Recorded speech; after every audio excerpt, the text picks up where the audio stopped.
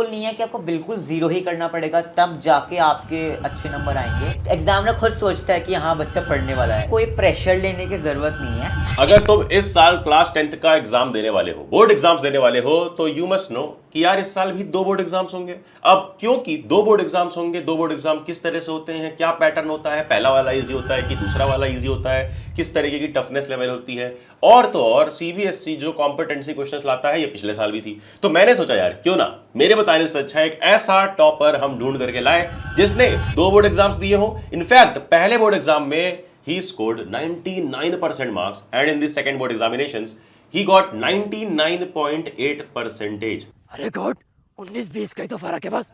यहाँ कोई है तो 19-20 का फर्क है, ये 19-20 का फर्क है, इसमें उसमें 19 लाख का फर्क है। मतलब जस्ट इमेजिन 99% थे ही, 0.8 और बढ़ गया 99.8%। So today we have with us आराध्य।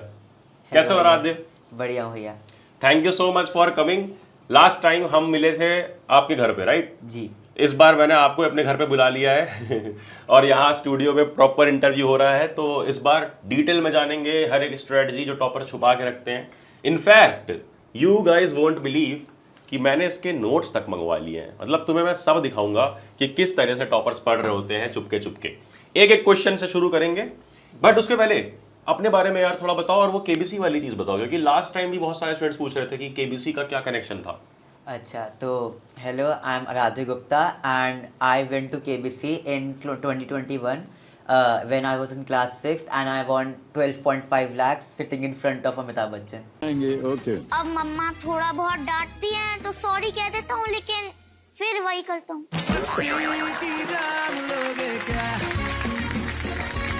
सर आप एकदम अद्भुत हैं, यूनिक हैं आप। Thank you sir. जिस तरह से आपने अमेजिंग अमेजिंग। तो यार हमारे पास तो 12.5 लाख तो नहीं मिलेंगे लेकिन लेकिन लेकिन लेकिन आपको हमारी तरफ से एक अवार्ड मिलेगा, एक पैकेज मिलेगा at the end of this podcast. अभी शुरू करते हैं हम लोग सवालों का सिलसिला, कौन बनेगा टॉपर में। एंड पहला सवाल आपकी स्क्रीन पर कि जब आपका पहला बोर्ड एग्जाम खत्म हो गया तो ऑनेस्टली क्या रिएक्शन था, और इतने परसेंटेज लाने के बाद 99% मार्क्स, सच में मन था सेकंड एग्जाम देने का? एक्चुअली जब मेरे पहले एग्जाम में आए थे तो मेरी एक्सपेक्टेशन थी अबाउट 99.4% की, बट मेरे एक्सपेक्टेशन से कम मार्क्स आए थे 99%। तो उस बार थोड़ा मलाल था, और ऊपर से मेरे मैथ्स में 100 आउट ऑफ 100 नहीं आए थे, और मैथ्स ही मैंने आगे ली है अपने 11th क्लास में। तो इस बात का बहुत हर्ट था कि मेरे मैथ्स में 100 नहीं आए, और इनफैक्ट मेरे भैया के उनके बोर्ड एग्जाम्स मैथ्स में 100 आउट ऑफ 100 आए थे। तो वो बहुत फ्लेक्स कर रहे थे कि देख मेरे 100 आए तेरे नहीं आए। तो उस बात का रिवेंज लेने के लिए मैंने दूसरा बोर्ड दिया था। तो एक कहीं ना कहीं मलाल रह गया था। और इन कंट्रोल, मतलब मैं क्या बोलूं भाई, तुम लोगों को सोचो, तुम्हारा 60-70% आ गया खुद। जस्ट इमेजिन, ये बंदा 0.4% के लिए दुखी था और उसका डबल 0.8% बढ़वा लिया, सेकंड बोर्ड एग्जाम में तुम्हारे 99.8% हो गए जी। तो क्या लगता है, मतलब लोग बोल रहे हैं कि 2 एग्जाम्स एक सही पॉलिसी है या नहीं? जैसे खासकर अभी जो नए बच्चे हैं 10th में, वो डरे हुए हैं कि भैया 2 एग्जाम्स हैं, कैसे देना है नहीं देना है। क्या लगता है कैसी पॉलिसी है? मेरे ख्याल से तो बहुत अच्छी पॉलिसी है। जिन बच्चों को इम्प्रूव करना है, जिन बच्चों को किसी कारणवश अगर एग्ज़ाम बेकार चला गया, जैसे कि कोई आदमी के हेल्थ इलनेस आ गई एक्सेट्रा, तो मेरे हिसाब से तो बहुत अच्छी पॉलिसी है। एंड ऊपर से ये पॉलिसी बच्चों को मतलब सपोर्ट करती है कि उन पे प्रेशर नहीं डालती कि आपको पहली बोर्ड एग्जाम में स्कोर करना है, अगर आपका नहीं हो पाया तो आप दूसरे बोर्ड एग्जाम से भी ट्राई कर सकते हो, जैसे मैंने किया। Great great great. अच्छा, जैसे एक रूल है कि 3 एग्जाम्स में ही आपको मौका मिलता है सेकंड वाले में, राइट? 3 सब्जेक्ट्स मतलब आप दे सकते हो। तो आपने कौन कौन से 3 सब्जेक्ट्स दिए थे? मैंने इंग्लिश दिया था, मैथ्स दिया था और साइंस दिया था। ग्रेट। तो जैसा कई लोगों को कन्फ्यूजन रहती है कि इंग्लिश दे सकते हैं कि नहीं, तो इंग्लिश आप लोग सेकंड एग्जाम में दे सकते हो सब्जेक्ट, हाँ जी। बट वो लैंग्वेज नहीं दे सकते हो जैसे जो ऑप्शनल लैंग्वेजेस होती हैं, राइट? नहीं, आप कोई भी लैंग्वेज दे सकते हो, लेकिन एक ही लैंग्वेज का सेकंड बोर्ड दे सकते हो, या तो सेकंड लैंग्वेज या आपकी इंग्लिश। ओके। और वो एग्जाम्स नहीं दे सकते जहां पर आपका 80 मार्क्स का थ्योरी पेपर नहीं होता है, जैसे कई एआई वगैरह का रहता है और कई लोग का आईटी वगैरह है, तो वहां पर जैसे अगर 50 मार्क्स का ही थ्योरी पेपर है तो उसमें सेकंड एग्जाम्स अलाउड नहीं होते हैं। ये ऐसा रूल है। आप लोग न्यू पॉलिसी के जो भी रूल्स हैं उसका मैं एक डिस्क्रिप्शन में लिंक डाल दूंगा, वहां देख लेना। फिलहाल getting back to the point, next सवाल जो है मेरे पास कि क्या हमारे पास सबसे एक अच्छी एडवांटेज हो सकती है अगर हम 2 एग्जाम्स को डे 1 से कंसिडर करके चलें, क्योंकि अब तो सबको पता है कि 2 एग्जाम होने हैं, तो किस तरह से इसको अप्रोच करना चाहिए? कई लोग सोच रहे हैं कि 2 एग्जाम है यार, चिल करेंगे, आराम से देंगे, या 2 एग्जाम्स भूल के पहले एग्जाम पर पूरा फोकस देना चाहिए? मेरे ख्याल से तो दूसरी वाली पॉलिसी ज़्यादा सही है कि पहले एग्ज़ाम्स में ही ज़्यादा फोकस करें, बिकॉज आपका सेकंड बोर्ड एग्ज़ाम के पैरेलल में 11th भी चल रही होती है। तो मुझे उसमें बहुत स्ट्रगल हुआ था कि मेरे दूसरे बोर्ड एग्ज़ाम्स भी अप्रोच करे थे और 11th क्लास भी बहुत स्पीड से चल रही थी और बहुत इंपॉर्टेंट चैप्टर्स आ रहे थे उसमें। तो मैंने बहुत स्ट्रगल किया था। तो आई वुड रिकमेंड कि आप पहले ही बोर्ड एग्ज़ाम में पूरा फोकस दीजिए और दूसरे बोर्ड एग्ज़ाम को एज सप्लीमेंट लीजिए कि अगर पहले में बाय चांस अगर कुछ हो गया तो आप सेकंड बोर्ड एग्जाम पे स्विच करें, नहीं तो आप you can continue with first board exam results. Right. अच्छा, आपका मैथ्स का स्कोर 77 से 80 हो गया जी थ्योरी में, हाँ जी और जो आप बोल रहे थे कि आपको मलाल रह गया था कि 100/100 नहीं आए, वो आ गए 100/100। जी। तो उसकी कितनी खुशी है, और मैथ्स में 100/100 लाना कितना टफ है? खासकर आपका बेसिक था या स्टैंडर्ड था? मेरा मैथ्स स्टैंडर्ड था और बहुत ज़्यादा टफ नहीं होता मैथ्स में निशाना मैथ्स में फुल आना, बट इस बार जो पेपर आया था मैथ्स का that was really very tough और बहुत ही मतलब ट्रिकी पेपर था। तो उस हिसाब से मुझे बहुत डर था कि क्या सेकंड बोर्ड में भी ऐसा पेपर तो नहीं आएगा। तो मैंने वो बहुत फुल प्रूफ तैयारी की थी कि इस बार कोई भी नंबर ना कटे। मेरे ख्याल से मैथ्स में लाना फुल स्कोर मतलब उतना भी टफ नहीं है, बस आपको टाइम मैनेजमेंट का ध्यान रखना पड़ता है। क्योंकि मेरे पहले बोर्ड एग्जाम में मैथ्स मेरा पहला एग्जाम था और उसमें बहुत ज़्यादा मुझे पैनिक हो गया था, जिसकी वजह से मेरा टाइम मैनेजमेंट बहुत बेकार हो गया था, इसलिए मैं 97 आए थे। बट अगर आप टाइम मैनेजमेंट करो और इनफ प्रैक्टिस करो एनसीईआरटी से और वर्कशीट्स एक्सेट्रा से, तो आपके बहुत अच्छे मार्क्स आ सकते हैं। ओके। एंड टॉकिंग अबाउट कि आपने मैथ्स में इम्प्रूव किया और मैथ्स का पेपर ऑलरेडी बहुत टफ था पहला वाला, तो क्या आप ये बोल रहे हो कि दूसरा वाला कंपैरेटिवली थोड़ा उन्होंने इजी बनाया था? हाँ, दूसरा वाला कंपैरेटिवली इजी था, आई एग्री। एंड क्योंकि हम 1.5 साल की तैयारी के बाद दूसरा एग्जाम दे रहे थे, Right. तो ऐसा भी था कि हमारा लेवल थोड़ा और ऊपर उठ चुका था, हम और ज़्यादा मेहनत कर चुके थे 10th के लिए। तो थोड़ा पैटर्न जो लेवल था पेपर का वो भी थोड़ा नीचे आया, क्योंकि ऑलरेडी बहुत टफ था पेपर। तो पैटर्न थोड़ा मतलब लेवल थोड़ा नीचे आया और हमारी तैयारी भी थोड़ी बेटर हुई, तो 100 on 100 मैच कर गया। अमेजिंग यार, आई वांट कि इसी तरह से करते रहो। आगे सवाल ये होगा, जो सबसे बड़ा सवाल है, कि क्या एनसीईआरटी अकेली इनफ होती है बोर्ड एग्जाम्स में या नहीं? NCERT for theory subjects I think is enough, but questions की प्रैक्टिस आपको बहुत करनी पड़ेगी, क्योंकि क्वेश्चंस जो है वो एनसीईआरटी से आपको बहुत डायरेक्ट नहीं मिलेंगे। एनसीईआरटी में आपको थ्योरी मिल जाएगी, लेकिन वो थ्योरी को वो कैसे घुमा फिरा के पूछेंगे, specially in English and mathematics, वो आपको तैयारी करनी पड़ता है। तो उसके लिए extra books are very important, specially for mathematics and English, that's I believe. Okay, so talking about notes, क्योंकि आपके नोट्स मैंने बनवा लिए हैं, अब ये नोट्स आप किस तरह से बनाते थे और नोट्स बनाना कितना इंपॉर्टेंट है? जो बच्चे बना रहे हैं वो कैसे बनाए, उसके बारे में बात करते हैं। मैंने 2 ही सब्जेक्ट्स के नोट्स बनाए थे, एक मैंने एसएसटी के बनाए थे और इंग्लिश के बनाए थे, क्योंकि इंग्लिश मेरा स्टार्टिंग से ही बहुत फोकस सब्जेक्ट था कि इंग्लिश हमेशा से ही कंसिडर होता है बोर्ड एग्जाम्स में, और इंग्लिश जो होता है वो मतलब मुझे हमेशा से स्ट्रगल करना पड़ता था इंग्लिश में, तो मैंने इंग्लिश के नोट्स अच्छा, बनाए थे। एक बात ऐड कर दूं कि ना, इनकी जो स्ट्रगल है वो वहाँ शुरू होती है जहाँ हमारे पूरे सपने खत्म हो जाते हैं, ठीक है? ये 1-2 मार्क्स की स्ट्रगल रहती है इनकी। ये मत सोचना कि इनके 80 में 30 आ रहे थे जिसको ये स्ट्रगल बोल रहा है ना? 1-2 मार्क्स की तुम्हारी स्ट्रगल थी जो तुम स्ट्रगल बोल रहे हो। लेकिन क्योंकि ये टॉपर होते हैं, उनका माइंडसेट ऐसा होता है इस तरह का कि भाई they take it as a challenge, तो दैट इज वाई आपने उसको स्ट्रगल की तरह लिया, फिर उसको इंप्रूव किया स्टेप बाय स्टेप। तो मेरे जो स्कूल के टीचर्स थे इंग्लिश में, मैं उन पे बहुत रिलाई करता था, क्योंकि मेरे स्कूल का बहुत बड़ा रोल था मेरे एग्ज़ाम्स में, बहुत सेकंड और फर्स्ट बोर्ड एग्ज़ाम्स में। तो मैं स्कूल में क्लास के साथ साथ ही अपने नोट्स बनाता था, और जो भी टीचर बोलती थी मैं उन्हें कोई एक्स्ट्रा नोटबुक में नहीं नोट डाउन करता था, क्योंकि मैं जानता हूँ अगर एक्स्ट्रा नोटबुक में क्लास के साथ किया ना, वो ढंग से आ पाएगा एक ऑर्गेनाइज मैनर में, और हमेशा वो वैसे ही रह जाएगा। तो मैं बुक में ही साइड में नोट डाउन करता जाता था, और इतना ज़्यादा हो गया कि मेरी बुक पूरी भर चुकी है नोट्स के साथ। That is the smartest thing to do. आप देखो, जो मैं भी अपने हर वीडियो में बोलता हूँ कि एनसीईआरटी के कॉर्नर्स पर लिख लिया करो। कई सारे टॉपर से मैं मिला हूँ पिछले 5-6 साल में, और सारे स्मार्ट लोग अपना टाइम सेव करते हैं। ऐसा साइड में लिख सकते हो। और एक और ये नोटबुक है, ये किस चीज़ की है? ये एसएसटी की नोटबुक है, क्योंकि एसएसटी में स्पेस बहुत कम होती है, इन्फॉर्मेशन बहुत ज़्यादा होती है। तो मैंने एसएसटी में साइड में जो इंपॉर्टेंट क्वेश्चंस मैम लिखवाती थी वो तो मैंने लिखी थे, लेकिन क्योंकि हमें एनसीईआरटी जो है वो पैरा में होती है लेकिन आंसर में पॉइंट्स में लिखने होते हैं। तो मैंने उन पैरास को तोड़ के जो इंपॉर्टेंट पॉइंट्स थे उनको मैंने अपनी इस नोटबुक में लिखा था, स्पेशली फॉर ज्योग्राफी जहाँ पर बहुत सारी रटने की चीज़ें थी, इसलिए मैंने अपने एसएसटी के नोट्स यूज़ किए थे। वाह, सो आप ये देखो एक अलग से भी नोट्स बनाए गए हैं, और ये वो नहीं है कि आप पूरी एक नई बुक बना दो, शॉर्ट में ही हर चीज़ लिखी गई है ताकि इसको रिवाइज भी कर पाओ। एक बार आप अपने कैमरा में भी दिखा सकते हो, ये देखिए कि शॉर्ट में हर चीज़ रिवाइज हो सके, राइट।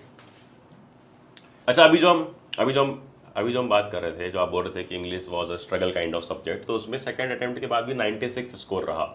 वहाँ कहाँ पर प्रैक्टिस छूट गई या कम रह गई?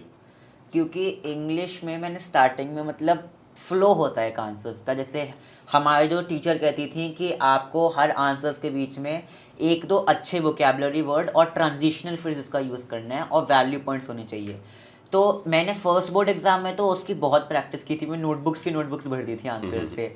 बट सेकंड बोर्ड एग्जाम में क्योंकि 11 चल रहा था और मेरा मैथ्स में ही मेनली फोकस था सेकंड बोर्ड, Right. कि मैंने मैथ्स के लिए ही दिया था सेकंड बोर्ड मेनली, तो मैंने उस पर ज़्यादा फोकस किया। तो इंग्लिश मुझे ऐसा लगता है कहीं ना कहीं पीछे रह गया। एंड वन मोर थिंग, क्योंकि मेरे इंग्लिश में मेरे एक्सपेक्टेड से काफ़ी कम मार्क्स आए हैं in my second board examination, so I am putting it for reevaluation, and I think there would be a major jump in my English second board examination. Definitely देखो 3 steps होते हैं। पहले तो आप पहला बोर्ड एग्जाम दे सकते हो, फिर उसके बाद सेकंड एग्जाम दे सकते हो, फिर रीवैल्यूएशन का भी चांस होता है जो आप अप्लाई कर सकते हो, जैसा आराध्य ने बताया।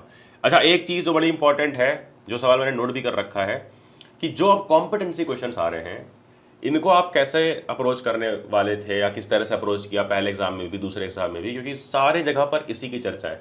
कॉम्पिटेंसी क्वेश्चंस की इतनी बात हो रही है जितनी अभी कॉकरोच जनता पार्टी की बात हो रही थी, पूरे इंटरनेट पे वायरल है। तो अब ये कॉम्पिटेंसी क्वेश्चंस के बारे में एक बार आप डिकोड करो, क्या है क्या नहीं, कितना डिफिकल्ट है और कैसे बच्चे कर सकते हैं। कॉम्पिटेंसी क्वेश्चंस आई बिलीव सबसे पहले बेस बनाना बहुत ज़रूरी है। कॉम्पिटेंसी क्वेश्चंस अलग आएंगे बट आंसर्स वही एनसीईआरटी की लाइंस और एनसीईआरटी की कीवर्ड्स होंगे।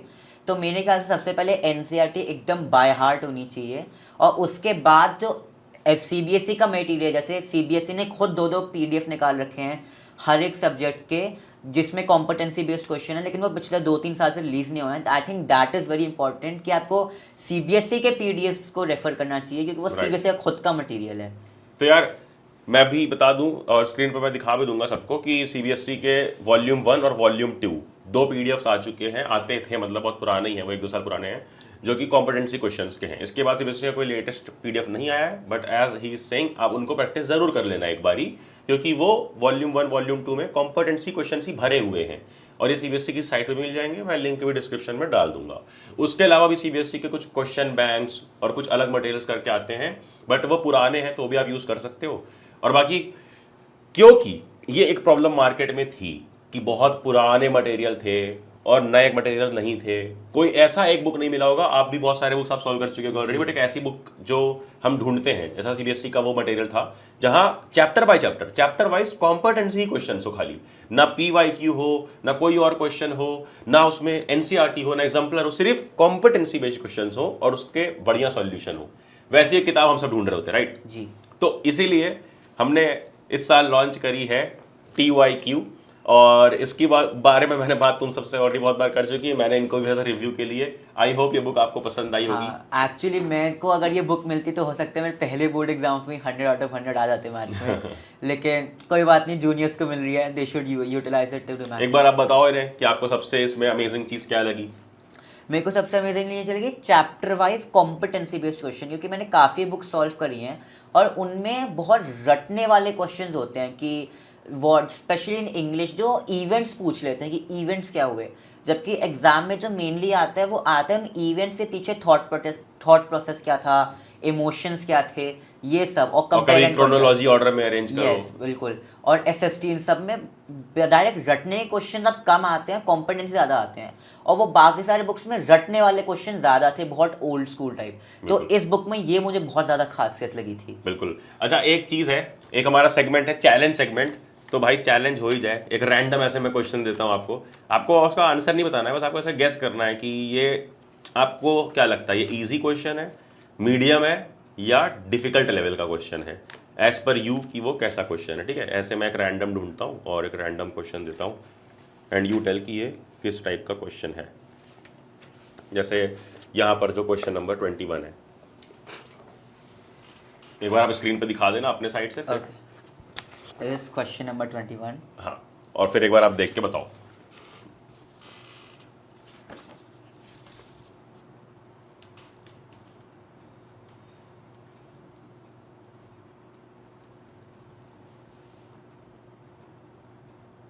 आई think it is a very good question, level question, because जो NCERT carbon and compound question है, जिसमें आखिर के टाइम में जो सोप और डिटर्जेंट का जो कंट्रास्ट दे रखा है कि उसमें स्कम बनता है, ये उसको बहुत ही कॉन्सेप्चुअली जिसको हम बोलते इनकैप्सुलेट हैं कि करता है। एक रियल लाइफ बेस्ड क्वेश्चन जो एक्चुअल कॉम्पिटेंसी क्वेश्चंस हैं। एक्चुअली कि सोप जो होता है वो स्कम बनाता है और डिटर्जेंट नहीं बनाता है, उस जो क्वालिटी है सोप और डिटर्जेंट की उसको बहुत ही अच्छे से इनकैप्सुलेट करता है। और बच्चे शायद इसमें कंफ्यूज हो सकते हैं कि ये क्या अजीब सा क्वेश्चन आ गया, लेकिन ये वही जो लाइन है एनसीईआरटी की उसका ही जस्ट एक डायग्रामेटिकल रिप्रेजेंटेशन है right. जो बच्चों को कंफ्यूज कर सकता है। तो इस बार ना हमें जो भी स्टूडेंट्स इस बुक को खरीद रहे हैं, बहुत बढ़िया रिव्यूज मिले हमें, बट एक प्रॉब्लम जो सबके साथ थी, बच्चे बोल रहे हैं कि टफ क्वेश्चन है। बट आपने भी क्वेश्चन देख भी लिया, आप बताओ कि ये क्वेश्चन उन्हें करने चाहिए नहीं करने चाहिए इस लेवल के, अगर स्पेशली अब वो इस साल का पेपर देने जा रहा है जब लेवल बढ़ता जा रहा है।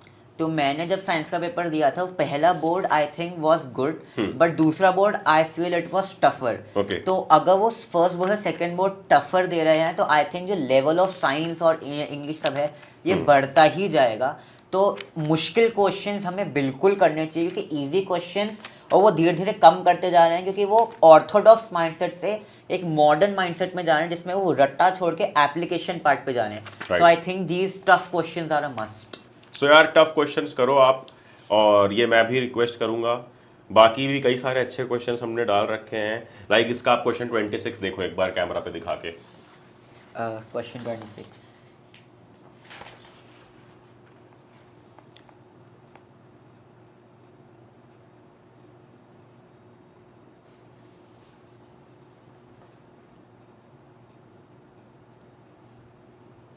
तो ये ट्रिग्नोमेट्रिक एप्लीकेशन का क्वेश्चन है और इसमें काफ़ी ज़्यादा डायग्रामेटिकली चैलेंजिंग क्वेश्चन है, क्योंकि मैंने आज तक जितने क्वेश्चंस करे हैं एप्लीकेशंस ऑफ ट्रिग्नोमेट्री के, उसमें मेनली टावर्स होते हैं, ये सब होता है, लेकिन इसमें जब 3 हॉट एयर बलून्स दे रखे हैं विद डिफरेंट एंगल्स, ये बहुत ही कॉम्प्लेक्स चीज़ है and I can expect this in next board examinations, क्योंकि केस स्टडीज जो हमारी भी बोर्ड एग्जाम्स में थी उसमें बहुत टफ आई थी और अनएक्सपेक्टेड चैप्टर्स से अनएक्सपेक्टेड केस स्टडीज आई थी। So this can be a potential question in this years board examination. So as said यार, इसीलिए हमने बुक्स बनाई है कि आप डिफिकल्ट क्वेश्चन प्रैक्टिस करो, और वो क्वेश्चन जो आ सकते हैं ऑब्वियसली। अब पीवाईक्यूज, आई बिलीव दिस कि अब पीवाईक्यूज का जमाना जा चुका है। Now it's time for PYQs. This is for class 10 and this for class 9।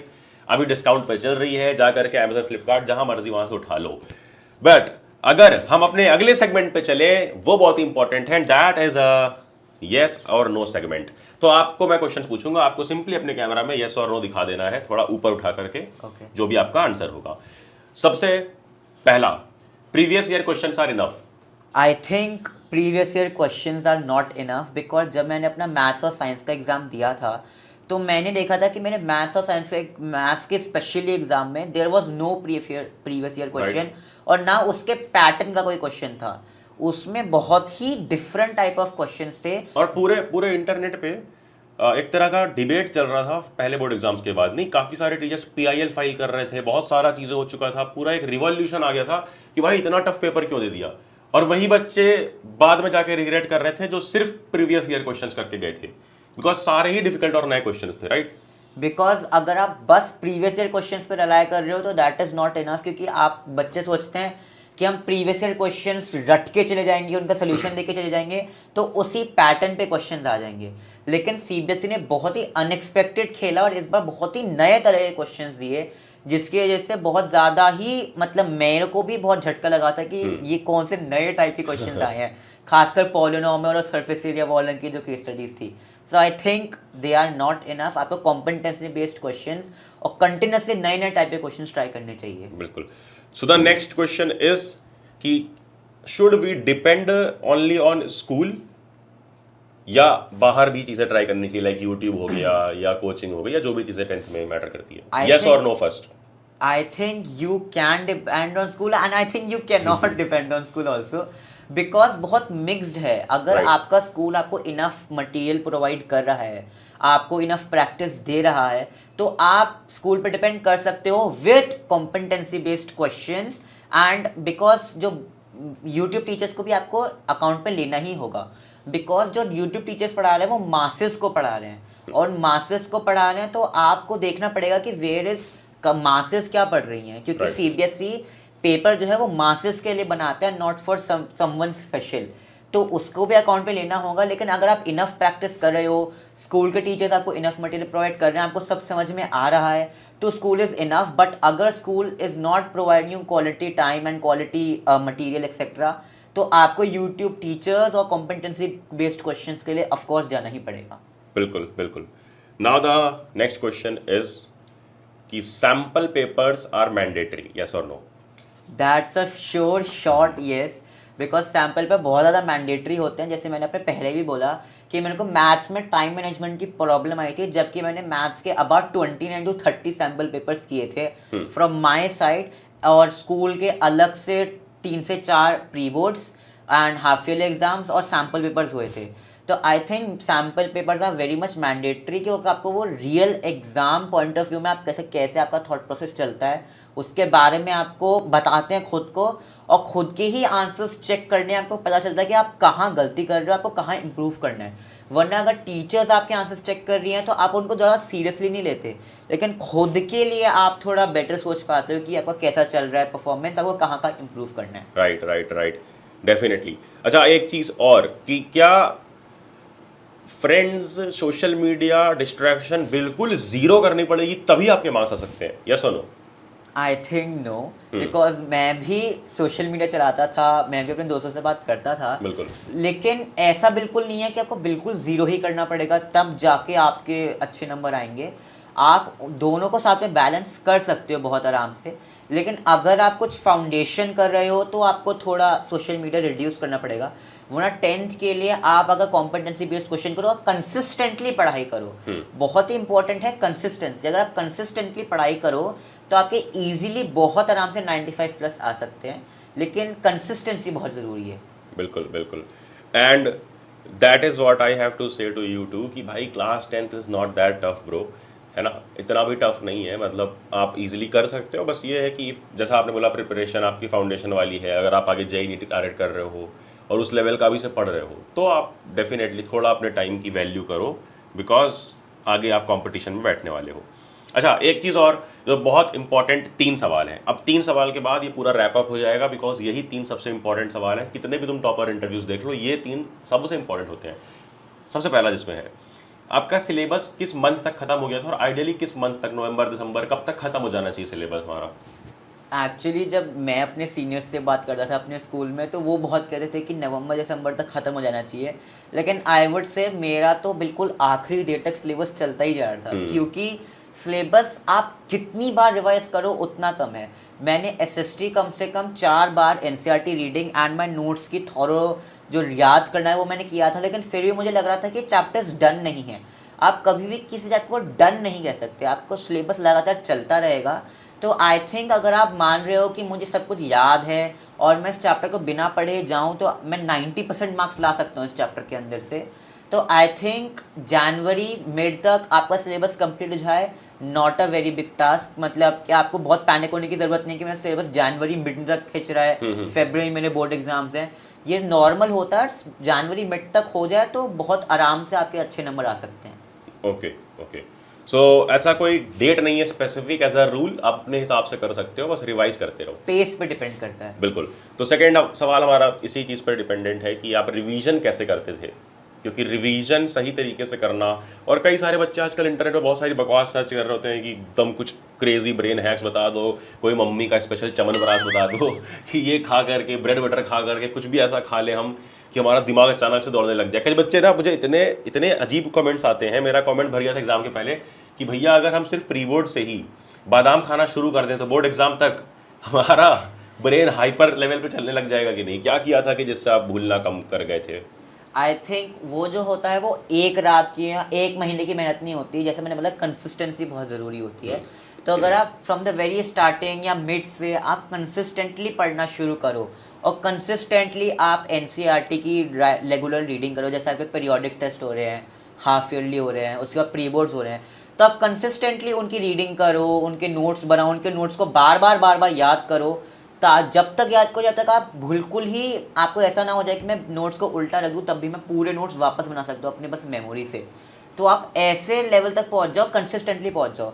लेकिन अगर आप सोचो कि मैं अभी पढ़ने बैठूंगा, एक रात में मैं पूरी सिस्टम निपटा दूंगा, तो ऐसे नहीं होने वाला है। इससे आप भूल जाओगे एग्जाम के बीच में। True. तो कंसिस्टेंटली पढ़ो, सैम्पल पेपर्स की प्रैक्टिस करो, तो आप नहीं भूलोगे एग्जाम के बीच में। ट्रू, बिल्कुल, I admit. And the next thing which I must ask, the third and as said the most important question, कि आपने गैप डेज में एग्जाम में, जैसे मान लो आपका 3 दिन बाद एग्जाम है या 1 हफ्ते बाद एग्जाम है, उस टाइम पर कैसे पढ़ते थे, क्या रिसोर्सेस यूज करते थे, कितने घंटे पढ़ते थे, सोते थे कि नहीं सोते थे? एक ब्रॉड आंसर मुझे चाहिए। आई वुड से कि जैसे आप अपने स्कूल के एग्जाम से बिहेवियर कर रहे हो वैसे ही आप बोर्ड एग्जाम से बिहेवियर करो, unless you are a topper. क्योंकि ये लोग जैसे बिहेव करते हैं स्कूल एग्जाम में, वैसा बोर्ड एग्जाम में किया तो भाई नहीं आएंगे मार्क्स, ठीक है? पूरा डिफाइन करो। ओके। तो जैसे मतलब मैं जो स्कूल एग्ज़ाम से पहले होता था, मैं अबाउट 5 से 6 आवर्स पढ़ता था, जिसमें मैं अपने नोट्स रिवाइज करता था, नोट्स के साथ फिर मैं कुछ क्वेश्चंस देखता था, एनसीईआरटी की रीडिंग कर लेता था, और जो स्कूल के नोट्स हैं, स्कूल का मटेरियल है, वो रिवाइज करता था। बस मैं इतना ना करता था। तो इसमें इन गैप डेज में जैसे आप ऐसे मत सोचिए, जैसे मैंने अपने पहले बोर्ड एग्जाम्स में एक्सपेरिमेंट किया था कि नहीं मैं 7 बजे 6 बजे के बाद नहीं पढ़ूंगा। वो बहुत फ्यूटाइल चीज़ है, उससे कुछ नहीं होता आपका। आप अपना नॉर्मली जैसे आप स्कूल एग्ज़ाम्स में पढ़ते हो, मान लो आप 11 बजे तक पढ़ते हो स्कूल एग्ज़ाम्स में, तो आप बोर्ड एग्ज़ाम्स में भी पढ़ लो 11 बजे तक, ऐसा कुछ नहीं होता। तो उसके बाद आप नॉर्मल ही चलो, ऐसा कोई पैनिक होने की ज़रूरत नहीं, कल बोर्ड एग्ज़ाम्स में 6 बजे सो जाऊँगा तो बहुत ईजी हो जाएगा, ऐसा नहीं है। आप 11 बजे तक पढ़ोगे तो आपका ब्रेन जो है वो हैबिचुअल हो चुका है उस मैनर के लिए कि एग्ज़ाम से पहले मैं ऐसे ही करता हूँ। तो आप ऐसे करो, आपके आराम से मार्क्स आ जाएंगे। इनफैक्ट अगर आप एक्सपेरिमेंट करोगे तो हो सकता है आपके मार्क्स ड्रॉप हो जाएं। जैसे मुझे मैथ्स के एग्जाम में मैंने एक्सपेरिमेंट किया था और मैं पैनिक कर गया था बीच एग्जाम में कि मुझे चीज़ें याद नहीं आ रही थी। तो ऐसे आप मत करो, आप नॉर्मली जैसे आप स्कूल एग्जाम्स में करते हो वैसे करो। ग्रेट। अब एक लास्ट, हाँ भाई यही लास्ट है, लास्ट सवाल है कि presentation, handwriting, answer writing, इन सब चीज़ों पे क्या कहना है? कई बच्चे ना शुरू से ही परेशान होते हैं कि भाई ऐसे लिखना है, वैसे लिखना है। कितना इंपॉर्टेंट है प्रेजेंटेशन, और उसमें हैंड राइटिंग का कितना रोल है भी या नहीं? हैंड राइटिंग का रोल तो होता है, लेकिन बहुत ही छोटा सा रोल होता है, क्योंकि हैंड राइटिंग से बस आपको एक बहुत ज़्यादा अपीलिंग लुक मिलता है कि एग्जामिनर खुद सोचता है कि हाँ बच्चा पढ़ने वाला है, क्योंकि हैंड राइटिंग अच्छी होती है। तो कि और हैंड राइटिंग से आपने जो पॉइंट्स लिखे हैं वो बहुत क्लियरली विजिबल हो जाते हैं एग्जामिनर को ज़्यादा अपना दिमाग नहीं लगाना पड़ता कि क्या लिखा है क्या नहीं लिखा। बाकी आप एक एक लाइन छोड़ के आंसर्स लिखो, कीवर्ड्स अंडरलाइन कर दो, लेफ्ट लाइन रखो अपनी कॉपी को, बहुत है तो मार्जिन बना दो साइड में, ऑलरेडी होती है दोनों साइड पे बोर्ड्स में मार्जिन। तो बस इतना कर लो, इनफ प्रेजेंटेशन ज़्यादा कि हर आंसर के बाद में एक पेंसिल से लाइन खींचूंगा, ब्लैक पेन से अंडरलाइन करूंगा, ये करूंगा वो करूंगा, उससे बहुत कुछ नहीं होता है। इनफैक्ट उससे टाइम ही वेस्ट होता है, वो टाइम अपने कंटेंट को इंक्रीज करने में लगा। तो ना ही red blue pink pen use करनी है और ना ही किसी से पिंकी प्रॉमिस करना है। डिस्ट्रैक्शन फ्री जोन में जा करके अपनी प्रेजेंटेशन पे फोकस करना है, and you will definitely score well, right? जी बिल्कुल। लास्ट मैसेज क्या बोलना चाहोगे जो लोग अभी 10th में आए हैं, फ्रंट फेसिंग द कैमरा? एक बार आप बोलो प्लीज। मैं बस ये बोलना चाहूँगा कि कोई प्रेशर लेने की ज़रूरत नहीं है। 10th बहुत ही फ्यूटाइल एग्ज़ाम होता है, आप आराम से दो 10th का एग्ज़ाम, बिल्कुल प्रेशर मत लो और आराम से देके you can easily score very good marks. क्योंकि आपकी स्कूल वाले, आप ऑलरेडी इतनी मेहनत कर लोगे अपने पेरेंट्स के, अपने सेल्फ प्रेशर के अंदर, कि आपको लगेगा कि मैंने कुछ नहीं किया, लेकिन आपने बहुत कुछ कर रखा है। So all the best and you can crack it. चलो भाई, thank you so much for watching this. अब प्लीज, ऐसे कई सारे टॉपर इंटरव्यूज हमने कर रखे हैं। I know every journey is special, every child is special, and you are also special. So better than judging yourself too early, अपने आप को प्रिपेयर करो। प्री बोर्ड्स में देखो एक बार कैसा आ रहा है। नहीं भी आएंगे प्री बोर्ड्स में मार्क्स तो मैं बैठा हूँ हमेशा तुम्हारी हेल्प करने के लिए। बोर्ड्स तक तो तुम्हें मैं सुधार ही दूंगा पीट पीट के। और फिर उसका क्या करना है, चैनल सब्सक्राइब करो, नोटिफिकेशन दबाओ कि आने वाले वीडियोस मिस ना हो। सारे फ्री नोट्स, मटेरियल और बुक की लिंक डिस्क्रिप्शन में है, टेलीग्राम पे है। फिर उसके बाद क्या? अरे जाना, जा पढ़ ले।